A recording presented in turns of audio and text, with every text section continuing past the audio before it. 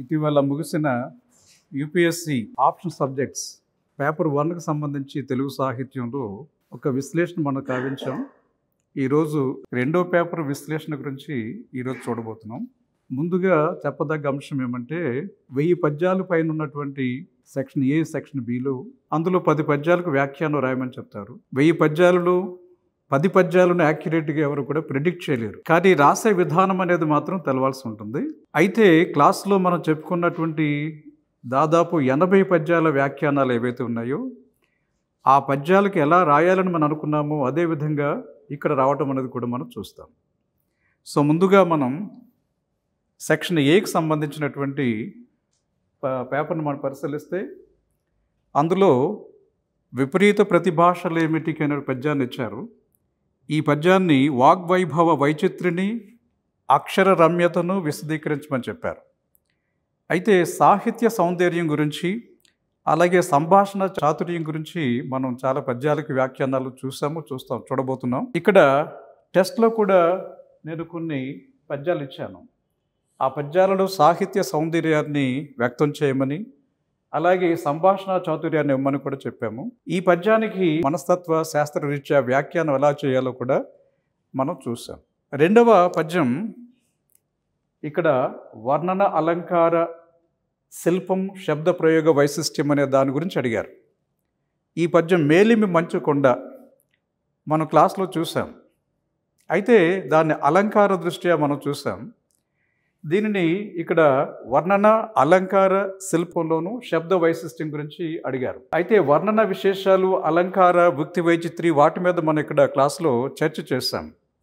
ఈ చర్చ ఇది రాయటానికి మేలు చేస్తుంది. మూడవది గూఢ మర్మ వ్యంగ్యోక్తుల గురించి అడిగారు. ఈ గూఢ మర్మ వ్యంగ్యోక్తుల గురించి ఇది ద్రౌపది పద్యం. తిక్కన గారు రాసిన దాంట్లో ద్రౌపది పద్యాన్ని ఇచ్చారు. వ్యంగ్యార్థ రసభావ తీవ్రత గురించి మనము చర్చ చేస్తాం. ఆ విధంగా ఈ 3 పద్యాలకు సంబంధించినటువంటివి మనం క్లాసులో చెప్పుకున్న పద్యాలే వేరే వేరే విధాలుగా మనం రావడం మనం చూస్తున్నాం. తర్వాత అంటే 4వది భారతీయ స్త్రీ హృదయంలోని భావావేశం. ఈ భారతీయ స్త్రీ హృదయంలో భావావేశానికి సంబంధించి ఒక పద్యాన్ని ఇచ్చాడు. ఈ పద్యం ఎవరిది అంటే పింగళి సూరణ గారిది. చిత్తం వేరొకర్తుపై. ఈ పద్యానికి డైరెక్ట్గా భారతీయ స్త్రీ హృదయంలో భావావేశము అనేది మనం చర్చించకపోయినప్పుడు కూడా భావధ్వని గురించి మనం చర్చిస్తాం. ఇది పింగళి వారిది. కానీ వేరే కవికి సంబంధించినటువంటి అంటే శ్రీనాథుడికి సంబంధించిన దాన్ని ఇక్కడ మనం చూడబోతున్నాం. 4 పద్యంలో వ్యాఖ్యానం ఉంటుందన్నమాట. అలాగే 5వ పద్యానికి పౌరాణిక అంశాలు వ్యక్తం చేయమని చెప్పారు. మీకు గుర్తుండాలి, మొల్లకు సంబంధించి పౌరాణిక దృష్టితో వ్యాఖ్యానం చేయమని మనం తెలుసుకున్నాం. ఆ విధంగా వరమిచ్చినట్టి శంకరుని అంటే కాసుల పురుషోత్తమ కవి రాసిన శతకానికి సంబంధించి పౌరాణిక అంశాలు అడిగారు. అయితే పౌరాణిక అంశాలలో ఏ ఏ అంశాలు రావాలో మనకి స్పష్టమైన అవగాహన ఉంది కాబట్టి పద్యాన్ని అనుసరించి ఈ పౌరాణిక అంశాలనే వాటిని రాయవచ్చు. ఆ విధంగా చూస్తే 5 పద్యాలకు సంబంధించి వ్యాఖ్యానం రాయటానికి పెద్దగా కష్టపడాల్సిన అవసరం లేదు. కారణం ఏమంటే ఎలా రాయాలో ఆ టెంప్లెట్స్ అనే వాటిని మనం క్లాస్లో చర్చ చేశాం కాబట్టి పద్యం ఏదైనప్పటికీ కూడా రాయటానికి అవకాశం ఉంటుంది కాబట్టి ఈ 5 పద్యాలు అనే వాటిని సునాయాసంగా రాయటానికి మీకు సౌలభ్యత ఉంది. అంగీకరిస్తారా? ఓకే.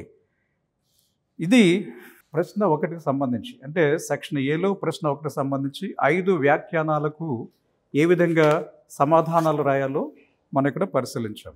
ప్రశ్న 2లో భారతీయ సనాతన ధర్మాన్ని దుష్యంత్య చరిత్ర ద్వారా కవి ఏ విధంగా ఆవిష్కరించాడు? ఎవరి ద్వారా ఆవిష్కరించాడు? శకుంతల ద్వారా, ఆమె ధర్మబోధ ద్వారా ఆవిష్కరించాడు. నేను ఇచ్చిన టెస్ట్లో ఆ టెస్ట్ 8 పేపర్ నెంబర్ 2కు సంబంధించింది.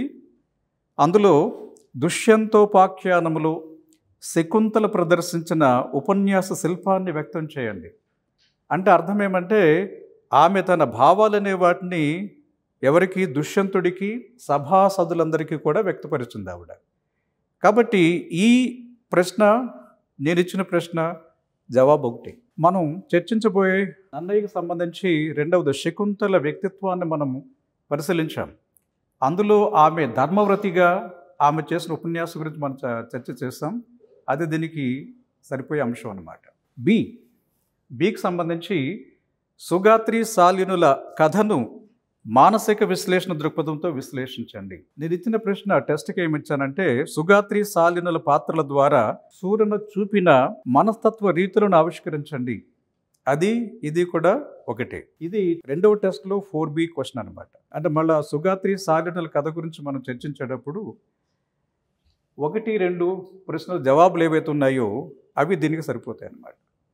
అందువల్ల క్లాస్కి అటెండ్ అయిన వారికి అలాగే టెస్ట్కి అటెండ్ అయిన వారికి కూడా ఇరువురికి కూడా అవగాహన కలిగినటువంటి జవాబులే ఇక్కడ మనం చూస్తున్నాం. ఇక మూడవది ఏంటి, గుణనిధి కథ ద్వారా కవి సమాజానికి చేయదలుచుకున్న సందేశాన్ని వివరించండి. అంటే కవి ఏ సందేశాన్ని ఇవ్వాలనుకుంటున్నాడు? కవి అంటే ఇక్కడ శ్రీనాథుడు ఏ సందేశాన్ని ఇవ్వాలనుకుంటున్నాడు? దానికి సంబంధించి నేను ఇచ్చిన ప్రశ్న ఏమంటే, శ్రీనాథుడు తన సమకాలిక తాత్విక అంశాలను గుణనిధి కావ్యం ఆవిష్కరించిన విధానాన్ని చర్చించండి. అంటే కవికి ఒక దృక్పథం ఉంటుందని చెప్పుకున్నాం. ఆ దృక్పథం అనే దాన్ని పాత్రల ద్వారా ఆయన వ్యక్తం చేస్తుంటారు. ఆ విధంగా శ్రీనాథుడు కూడా గుణనిధి పాత్ర ద్వారా తన సమకాలపు తాత్విక అంశాలనే వాటిని వ్యక్తం చేశారు. దానికి కూడా సమాధానం ఒకటే. ఇది టెస్ట్ 6లో 4B. అలాగే మనం చర్చించకపోయేటువంటి పాఠ్యాంశంలో 3వ ప్రశ్నకు జవాబు. కాబట్టి ఇక్కడ టెస్ట్కి అలాగే మన క్లాస్లో చెప్పిన దానికి సరిపోతుంది అన్నమాట. అంటే 2 కూడా వచ్చాయి ఇక్కడ. ఈ 3వ ప్రశ్నకు సంబంధించి అడిగిన ప్రశ్న ఏమంటే, ద్రౌపది మానసిక భావోద్వేగాలను ఆమె వాగ్వైభవాన్ని కవి ఏ విధంగా చిత్రీకరించాడు? అంటే ఇక్కడ తిక్కన గారు చిత్రీకరించిన విధానం. నేను ఇచ్చిన ప్రశ్న ఏమంటే, తిక్కన తీర్చిదిద్దిన ద్రౌపది పాత్ర నేటి సమాజ పరిస్థితులకు ఎలా అద్దం పడుతుందో అనుశీలించండి. అంటే ఆమె మానసిక భావోద్వేగాలు, ఆమె వాగ్వైభవం ఇదంతా కూడా ఆమె పాత్రలో ఆమె ఉపన్యాస ధోరణిని దొరుకుతుంది. దానికి సంబంధించింది ఈ విధంగా అడిగాడు. కాబట్టి దానికి కూడా సమాధానం దగ్గరగానే ఉంటుంది. 3Bలో మొల్ల రామాయణం బాలకాండలోని పద్య రచన రామణీయతను విపులీకరించిన రీతిని విశ్లేషించండి. ఇది చాలా జాగ్రత్తగా అర్థం చేసుకోవాలి, లేకపోతే ఎక్కువ కన్ఫ్యూషన్ వస్తుంది అన్నమాట. ఏమంటున్నాడు ఇక్కడ, మొల్ల రామాయణం బాలకాండలోని పద్య రచన రామణీయతను, రామాయణ రామణీయత కాదు, పద్య రచన రామణీయతను విపులీకరించిన రీతిని విశ్లేషించండి. అంటే ఆమె కవితా లక్షణాలలో పద్యరచన ఏ విధంగా ఉండాలి, ఆమె కవితా లక్షణాలు చాలా స్పష్టంగా తెలియజేసుకొచ్చారు.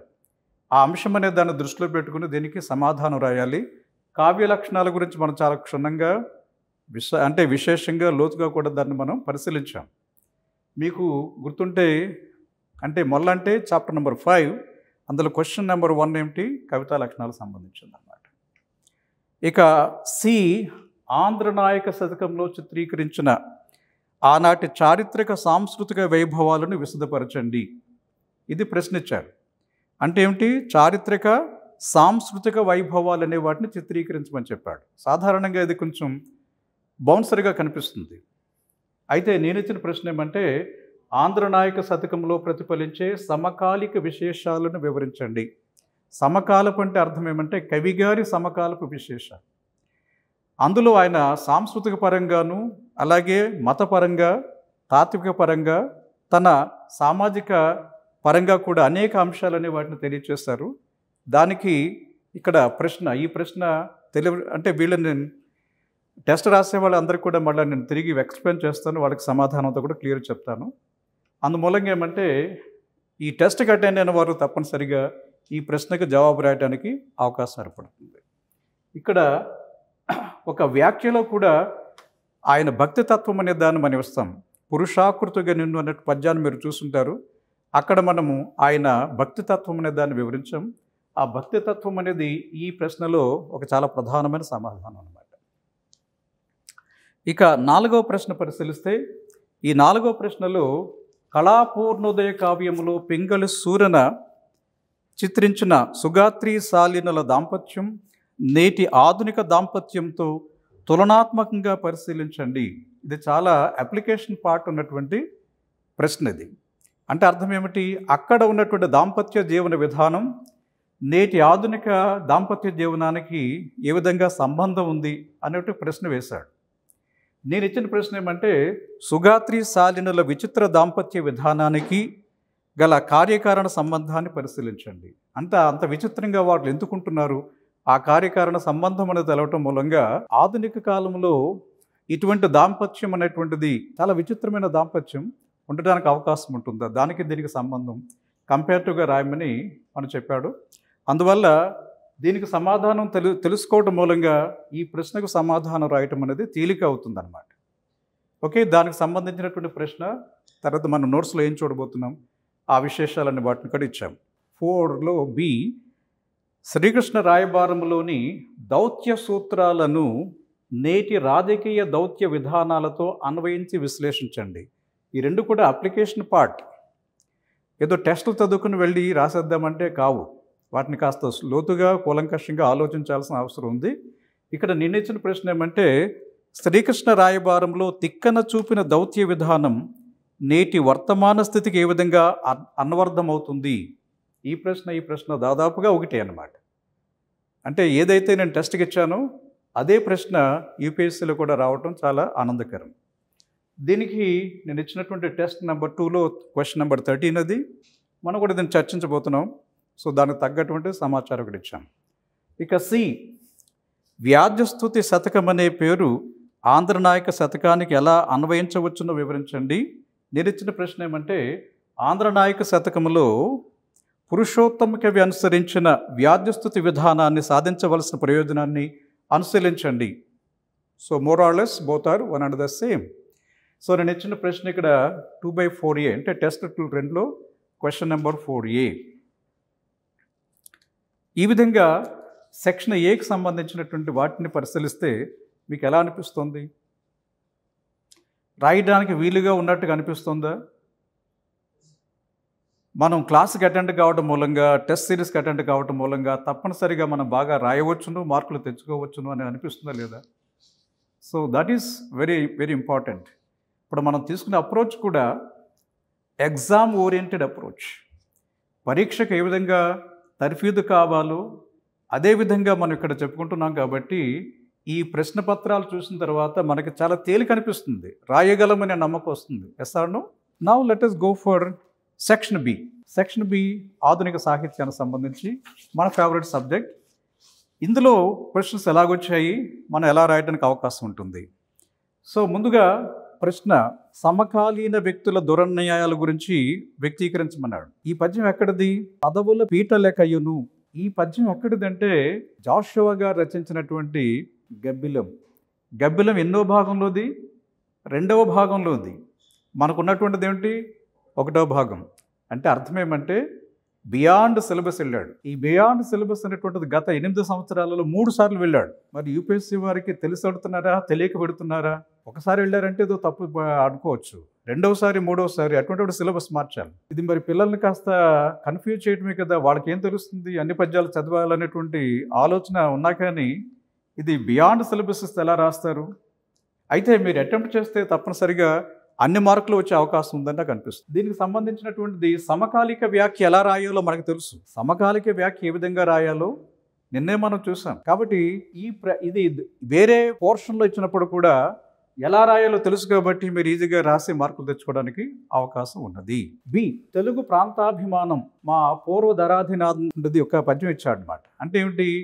విశ్వనాథ్ వారు రాసేటువంటి ఆంధ్ర ప్రశస్తి 12 ఖండికలు ఉన్నాయి కదా, అందులో కాకుండా ప్రారంభంలో ఒక పద్యం ఉంటుంది. ఆ ప్రారంభ పద్యాలు ఇచ్చాడు వ్యాఖ్యానం చేయమని. ఏమంటున్నాడు ఇక్కడ? తెలుగు ప్రాంతాభిమానాన్ని వ్యక్తం చేయమంటున్నాడు. అందులో తెలుగువారి శౌర్య పరాక్రమాల గురించి వ్యాఖ్యానం చేయమని నేను ఒక పద్యాన్ని ఇచ్చాను. దిస్ ఇస్ ఇన్ టెస్ట్లో ఇచ్చాను అనమాట. అంటే 8వ టెస్ట్ 2వ పేపర్లో 5E దానికి సంబంధించినటువంటి ప్రశ్న. ఇక సికి సంబంధించి చారిత్రక అధ్యయనం. చారిత్రక అధ్యయనం దేనికి? నరజాతి చరిత్ర సమస్తం, పరపీడన పారాయణత్వం. దీన్ని మనం 2 విధాలుగా చూడొచ్చు. చారిత్రక విశేషాలనే వాటిని మనం చాలా వాటి చెప్పుకున్నాం. అలాగే గతి తార్కిక భౌతికవాదం అనే దాంట్లో కూడా మనం చర్చ చేస్తాం. ఇక్కడ వచ్చింది. నేను ఇది టెస్ట్ 8లో పేపర్ నెంబర్ 2లో 5Cగా వాళ్ళకి రాయమని ఇవ్వటం జరిగిందనమాట. తర్వాత మనం శ్రీశ్రీ గురించి చెప్పుకునేటప్పుడు అందులో మొట్టమొదటి పద్యమే దీనికి సంబంధించి వ్యాఖ్యానం చెప్పుకున్నాం. ఇక డీకి సంబంధించి కావ్య వస్తువు అంటే ఈ కొండవీడుకు సంబంధించినటువంటి దాంట్లో కొండవీడును పాదుకున్న మట్టిలో అనేటువంటి ఒక వ్యాఖ్యానం ఇచ్చాడు సినారే వారిది. అందులో కావ్య వస్తువు గురించి ప్రస్తావించమని చెప్పాడు. ఏ కావ్య వస్తువు ఉంది దాంట్లో? మనం వస్తు రసభావ శిల్పాలనే దాన్ని మనం చర్చ చేసినప్పుడు ఈ వస్తువు అంటే ఏమిటో చాలా డీటెయిల్గా మనం చర్చ చేయడం జరిగింది. ఇది క్లాస్లో చెప్పుకున్నటువంటి దాంట్లో ఇది 1లో 7 అనమాట. అంటే అర్థం ఏమంటే నన్నయ్య గారు దాంట్లో 7వ పద్యం మన త్వరలోనే మనం చెప్పుకోబోతున్నాం. అక్కడ వస్తు రసభావ శిల్పాలు ఎలాగుంటాయో దాని మీద చర్చ జరుగుతుంది. ఇక ఈ కవి స్వేచ్ఛ ప్రియత్వాన్ని ప్రకృతి తాదాత్మ్యత అనే దాన్ని తెలియచేయమంటున్నాడు. ఇది భావకవితా లక్షణాలకు సంబంధించిన అంశం. భావకవితా లక్షణాలు అనేవి 6 అంశాలు ఉన్నాయని మనం చెప్పుకున్నాం. మీకు నిద్రలో లేపి అడిగినప్పుడు కూడా మీరు చెప్పేయగలరు. అందువల్ల ఇది క్లిష్టమైనది ఏమీ కాదు. 9 అంటే అర్థం ఎవరు? కృష్ణశాస్త్రి. అందులో 4th వ్యాఖ్యానం మనం చూసాం కదా, అది తెలిస్తే చాలా తేలిగ్గా రాయడానికి అవకాశం ఉంటుంది. ఓకే, క్వశ్చన్ నెంబర్ 6 సంబంధించి భారతీయ చక్రవర్తుల ధర్మనిష్ఠా తత్పరతను మాధవవర్మ కవితా ఖండిక ద్వారా కవి ఆవిష్కరించిన తీరును వివరించండి. ఇది ఒక బౌన్సర్, చాలామంది ఆలోచించరు దీని గురించి. కానీ మాధవ వర్మ గురించి మనం విశ్వనాథ్ వారు రాసినట్టు మాధవవర్మను ఉంది. ఆ మాధవవర్మలో ఒక పద్యానికి మృదుల కపోల మూలమంటే దాని మీద ఒక వ్యాఖ్యానం ఉందన్నమాట. ఆ వ్యాఖ్యానం అనేది మనం చాలా విశేషంగా చెప్పుకుంటాం. ఆ వ్యాఖ్యానం కానీ మీకు తెలిస్తే ఈ పద్యానికి అద్భుతమైనటువంటి సమాధానం రాయటానికి అవకాశం ఉంది. గత 1 or 2 టైమ్స్లో నేను టెస్ట్ సిరీస్ కండక్ట్ చేసినప్పుడు ప్రత్యేకంగా మాధవవర్మ మీద ఒక ప్రశ్న ఇచ్చాను. అందువల్ల మాధవవర్మకు సంబంధించినటువంటి అవగాహన ఏర్పాటు చేసుకోవటం చాలా ముఖ్యం. అలాగే వేంగి గురించి, వేంగి ప్రస్తావన, చాలా అద్భుతమైన పద్యాలు రాశారు. దాని మీద కూడా మనకి ప్రత్యేక అవగాహన కావాల్సి ఉంటుంది. కాబట్టి దీనికి తగ్గట్టుది ఏమంటే ఒక వ్యాఖ్యానం నేను అంటే 8 అంటే ఇక్కడ విశ్వనాథ, అందులో పద్యం నెంబర్ 1కే మనం ఈ వ్యాఖ్యానం చూడబోతున్నాం. ఆ వ్యాఖ్యానం తెలిస్తే ఆ ప్రశ్నకు అద్భుతంగా సమాధానం రాయడానికి అవకాశం ఉంటుంది. బి ఇది రియల్లీ బౌన్సర్. అంటే అక్కడ పరీక్షలో అక్కడికక్కడ సమాధానం రాయటం అనేటువంటిది చాలా క్లిష్టమైన అంశమే. ఏమంటున్నారంటే క్లాసిజంతో పాటు జాతీయ దురహంకారం కూడా అభ్యుదయ నిరోధకమైనది అని చెప్పిన శ్రీశ్రీ మాటల్లో ఔచిత్య అనౌచిత్యాలను చర్చించండి. క్లాసిజం అంటే అర్థం ఏమిటి? క్లాసిజం అంటే అర్థం ఏమంటే సాంప్రదాయంతో ఉండడం, సాంప్రదాయబద్ధంగా ఉండడం. తర్వాత జాతీయ దురహంకారం. జాతీయ దురహంకారం అంటే నా జాతే గొప్పది. అంటే ఇక్కడ భావకవిత్వంలో ఒక మాట ఉంది, నాదు జాతి, నా దేశము, నాదు భాష అను అహంకార దర్శన మందు ఆంధ్ర అని ఒక మాట ఉంది. ఇది చెప్పింది ఎవరు? ఇది చెప్పింది ఎవరు? రాయప్రోలు సుబ్బారావు గారు. ఆంధ్రాభిమానం అనేటువంటి దాంట్లో చెప్పుకొచ్చారు. అంటే ఆంధ్రాభిమానము లేక దేశాభిమానము అనేటువంటిది తప్పు కాదు, కానీ అది దురహంకారంగా ఉండకూడదు. అంటే మనం నేషనలిజం, పేట్రియాటిజం అనే వాటి 2 టర్మ్స్ గురించి మనం చర్చ చేస్తాం. Patriotism is needed, but nationalism అనేటువంటిది ఇట్స్ సెలెక్టివ్. అంటే దేని గురించి మనం మాట్లాడేటప్పుడు ఏ దేశానికి ఆ దేశం గొప్పదే. కాబట్టి దేశాభిమానం అనేటువంటిది మితిమీరితే అహంకారంగా మారుతుంది. అందువల్ల శ్రీశ్రీ చెప్పిన మాటల్లో వాస్తవం ఉందా లేదా? ఉంది. కారణం ఏమంటే శ్రీశ్రీ స్టేటస్ కోయిజం అనే దాన్ని వ్యతిరేకించాడు. అంటే సాంప్రదాయబద్ధంగా ఉండే ఆ వాటిని అతడు వ్యతిరేకించాడు. And at the same time ఏమంటే ఒక ప్రాంతానికి పరిమితంగా ఉండే దాన్ని కూడా అతడు వ్యతిరేకించాడు. కారణం ఏమిటి? శ్రీశ్రీ చాలా అద్భుతంగా చెప్పిన మాట ఒకటి ఉంది, మానవుడే నా సందేశం, మానవుడే నా సంగీతం. అంటే అర్థం ఏమంటే సంకుచితమైనటువంటి ప్రాంతీయ ఎల్లలలో ఉండకుండా మనిషి అంతర్జాతీయ దృష్టిలో ఉండాలనేటువంటిదే మార్క్సిజం భావన. ఒకసారి గుర్తుపెట్టుకోండి, అభ్యుదయ కవిత్వ లక్షణాలు ఏమిటి? అభ్యుదయ కవిత్వ లక్షణాలలో చాలా ప్రముఖమైనటువంటిది వర్గ సంఘర్షణ, విప్లవ ప్రబోధం, వీరగాథా కథనం, యుద్ధ విముఖత, శాంతి ప్రియత, సమసమాజ స్థాపన. ఇందులో కనిపించేటువంటిది ఏమంటే ఒక జాతీయ దృక్పథం కన్నా అంతర్జాతీయ దృక్పథం కావాలి. అందుకనే దేశ చరిత్ర అనే దాంట్లో ఆ దేశం అనేటువంటి దాన్ని పరిమితంగా అతడు తీసుకోలేదు. ఆ దేశం అనేటువంటిది యావత్తు ప్రపంచానికి సంబంధించినటువంటి విషయాన్ని తీసుకున్నాడు. ఏ దేశం ఏ కాలములో సాధించినదే పరమార్థం. చెక్ దేశపు గనిపని మనిషి ఐర్లాండ్ను ఓడకలాసి అని అతడు ఒక ప్రాంతానికి పరిమితమై కవిత్వాన్ని రాయలేదు. శ్రీశ్రీ అది ఆంధ్ర ప్రాంతానికో లేక భారతదేశ ప్రాంతానికో కాక యావత్ ప్రపంచ కార్మికులందరికీ సంబంధించినటువంటి కార్మికులకు, కర్షకులకు, శ్రామికులకు సంబంధించినటువంటి కవిత్వాన్ని ఆయన రాసుకొచ్చాడు. కాబట్టి దీని మీద మంచి అవగాహన ఉన్నట్లయితే రాయడానికి అవకాశం ఉంటుంది. కానీ అక్కడ ఉన్నటువంటి పరిమిత కాలంలో దీని గురించి ముందుగా ఆలోచించకపోతే రాయటానికి తగినటువంటి ఆ దిల్ లేక కరేజ్ అది రావటం కష్టం. రాయొచ్చు కానీ రాయటానికి తగినట్టు ఆ సమయం ఉండదు. అందువల్ల ఏమంటే మీకు ఎన్ని ప్రశ్నలు సమాధానం రాయాలి? 1 and 5 తప్పనిసరిగా రాయాల్సిందే. ఇక మిగతా మూడిట్లో మీరు రెండింటిని మీరు ఎన్నుకోవాలి. ఆధునిక సాహిత్యంలో అక్కడ మూడింటిలో ఒకటి ఎన్నుకోవాలి. ఇక్కడ ఎన్నుకోవడానికి అవకాశం ఉందంటే డెఫినెట్గా ఉంది. ఎలా ఉంది అంటే ఇక్కడ 6వ ప్రశ్న మీకు కొంచెం క్లిష్టంగా అనిపించినా కానీ అంటే 5వ ప్రశ్న సమాధానం రాయొచ్చు, 7వ దాన్ని కూడా రాయడానికి అవకాశం ఉంది. అవి చాలా తేలిగ్గా వచ్చాయి. కాబట్టి ఏమంటే ఇది క్లిష్టమైనప్పుడు కూడా రాయడానికి అవకాశం ఉంది. బట్ ఏంటంటే సాధారణంగా మన క్లాసులో వీటి మీద చర్చ ఉండదు, జనరల్ చర్చ ఉంటుంది. అందువల్ల ఇది నేను చెప్పానని మనం క్లెయిమ్ చేయడం అనేది తప్పు. అందువల్ల I say we have not touched it. నేను అక్కడ అందుకని బ్లాంక్స్ పెట్టాను అన్నమాట. ఇక సి సంబంధించి కర్పూర వసంతరాయల కావ్యం ద్వారా సినారే గారి వర్ణన, అలంకార, కల్పనా చాతుర్యాన్ని విపులీకరించండి. 10 మార్కులకు అడిగాడు. మనం సినారే కవితా భాగంలోని వర్ణన విశేషాలు వివరించండి ఒక వ్యాఖ్యానం చెప్పుకోబోతున్న ఒక ప్రశ్నకు జవాబు కూడా ఉందన్నమాట. అలాగే లకుమ పాత్రలో సినారే చూపిన శిల్ప నైపుణ్యాన్ని వర్ణించండి అని ఒక ప్రశ్న ఉంది. దానికి తగ్గటువంటి సమాధానం కూడా ఇవి తెలుసుకున్నట్లయితే దీనికి జవాబు రాయటం తేలికవుతుంది. This is 20 marks. అందువల్ల మీకు బౌన్సర్ ఒకటి ఉంటుంది. అందువల్ల మీరు ఎలాగ రాయడానికి అవకాశం లేదు కదా. అందువల్ల ఏం చేయాలంటే మీరు you have to select such questions. ఇక్కడ మీరు గుర్తుపెట్టుకోదగ్గది ఏమంటే నా ప్రతిభ చూపిద్దాము అని ఇక్కడ రాయటానికి మీరు ప్రయత్నం చేయొద్దు. ఎప్పుడు కూడా ఏమంటే ఇది రాయటం మూలంగా నా మార్క్స్ ఎలాగొస్తాయని ఆలోచించుకుని మీకు రాయటానికి తేలికగా ఉండే ప్రశ్నలు మాత్రం ఎన్నుకోండి. మీరు ఇవన్నీ కూడా బయట మీరు ఎన్నైనా రాసుకోవచ్చు, దానివల్ల మీకు అభ్యంతరం ఉండదు. కానీ పరీక్షలో మాత్రం ఇటువంటి ప్రశ్నలు తీసుకోవడం మూలంగా ఛాలెంజ్ వస్తుంది. ఒక్కొక్కసారి you will be thrown out of the fray. అందువల్ల డోంట్ అటెంప్ట్ దిస్ క్వశ్చన్స్. కాబట్టి దీన్ని ఏం చేయాలంటే ఉందా లేదా మనం పరిశీలిద్దాం. 7 జాషువా గారి గబ్బిలం కావ్యం ప్రతీకాత్మక కావ్యం సమీక్షించున్నది. జాషువా గారి కావ్యం ప్రతీకాత్మక కావ్యం సమీక్షించున్నది అనేటువంటి దాంట్లో నేను ప్రశ్నించాను. గబ్బిలంలోని ప్రతీకాత్మక ప్రయోగాలను వాటి వైశిష్ట్యాన్ని విశుద్ధం చేయండి. 1 and same యాక్చువల్ అనమాట, యాస్టీస్. ఇది 3వ టెస్ట్లో 17వ ప్రశ్న. మనం కూడా చెప్పుకోబోయే దాంట్లో 11 అంటే జాషువా. అందులో 4వ ప్రశ్న సమాధానం మనం చెప్పుకోబోతున్నాం డైరెక్ట్గా. అంటే ఆయన ప్రతీకులను ఏ విధంగా ఉంటాయి? ఆయన ప్రతీకులు అనేవి జంతు ప్రతీకులు ఉంటాయి.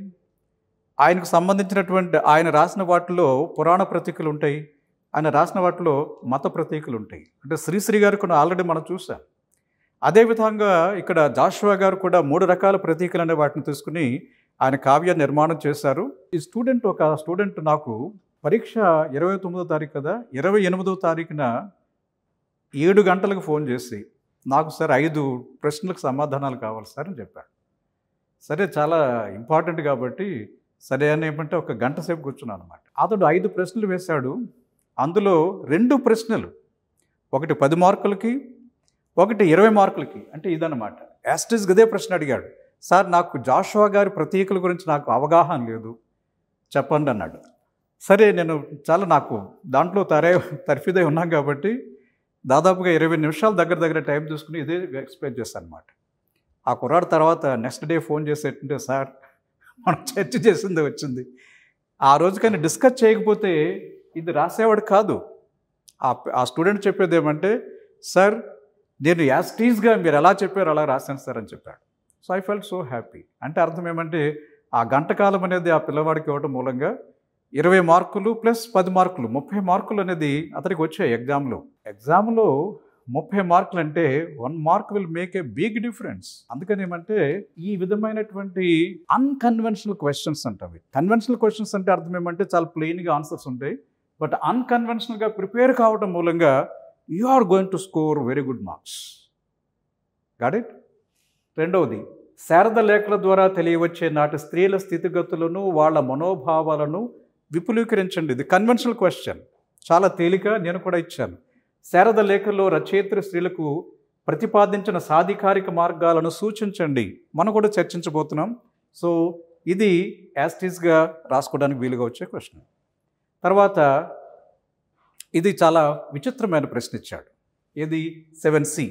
7Cలో ఏమిచ్చాడు? ఇవి ఏనును సతతంబు నాకు కడు ఇష్టంబులై ఉండు అని నన్నయ్య పేర్కొన్న రాజరాజ నరేంద్రుని అభిష్టాలను విపులీకరించండి. మనం ఏమనుకుంటామంటే నన్నయ్య గారు అవతారికలో చెప్పినటువంటి ఉన్నాయి. సేమ్ ఇదే చెప్పాడు అవతారికలో.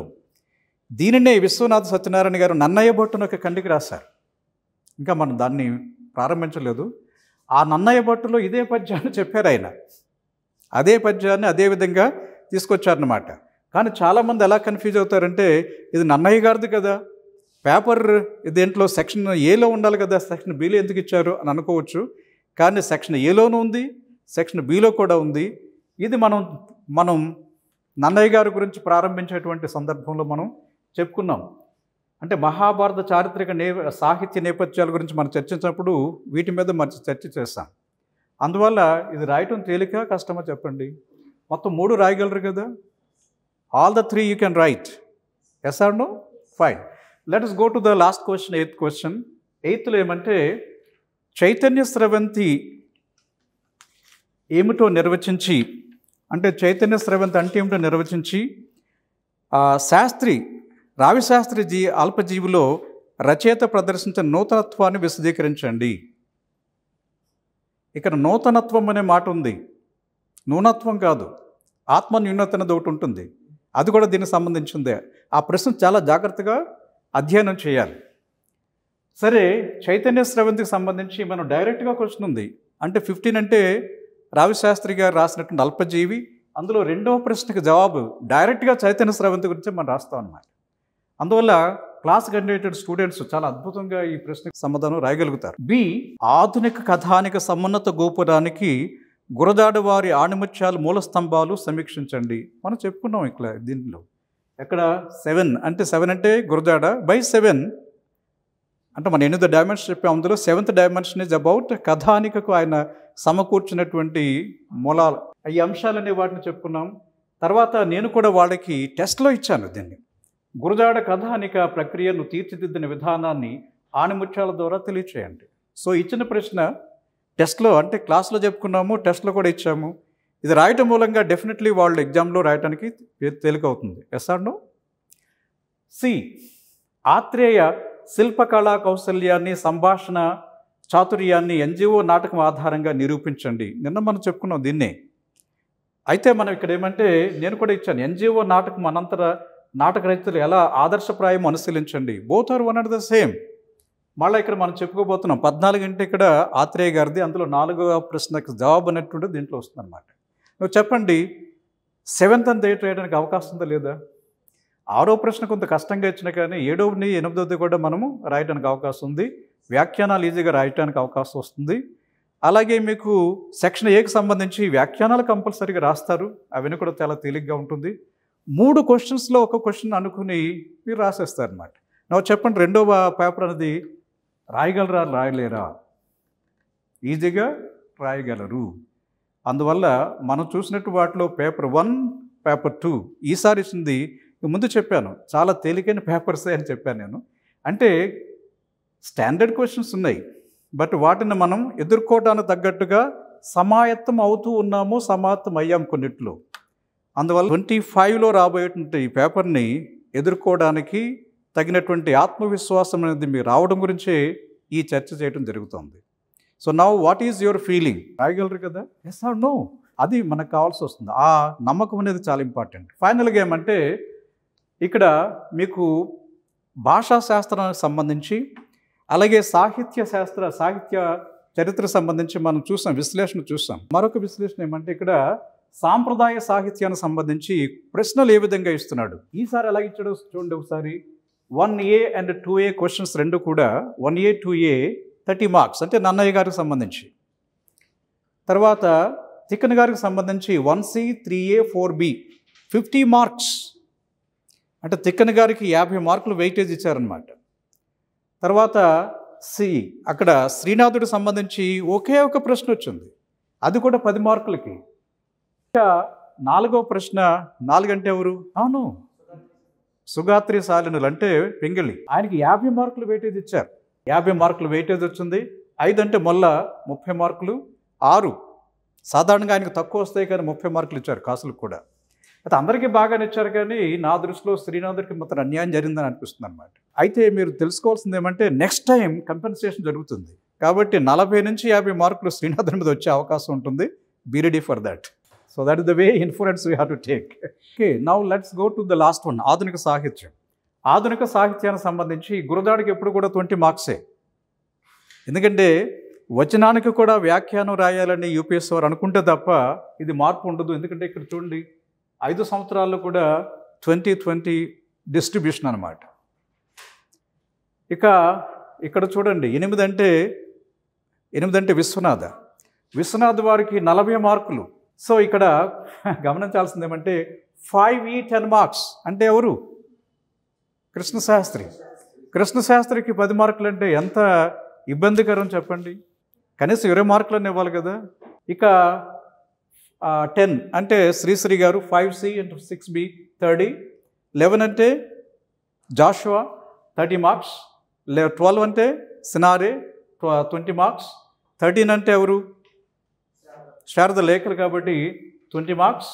14 అంటే ఆత్రేయ 10 మార్క్స్. 15 అంటే అల్పజీవి కాబట్టి 20 మార్క్స్. కాబట్టి ఇక్కడ ఒక 10 సర్దాల్సిన అవసరం ఉంటుందన్నమాట.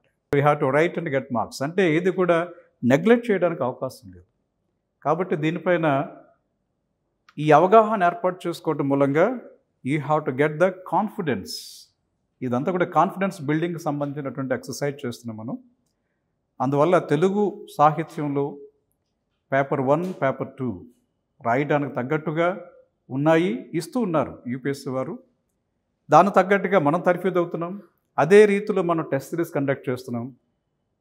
ఓన్లీ థింగ్ ఏమంటే దీన్ని మీరేం చేయాలి? కన్సాలిడేట్ చేసుకోవాలి, మననం చేసుకోవాలి, తిరిగి రాసేటువంటి శక్తి అనే దాన్ని ప్రదర్శించాలి. ఓన్లీ థింగ్ ఈజ్ ఎఫర్ట్, అభ్యాసం చాలా ఇంపార్టెంట్. రైట్? Thank you.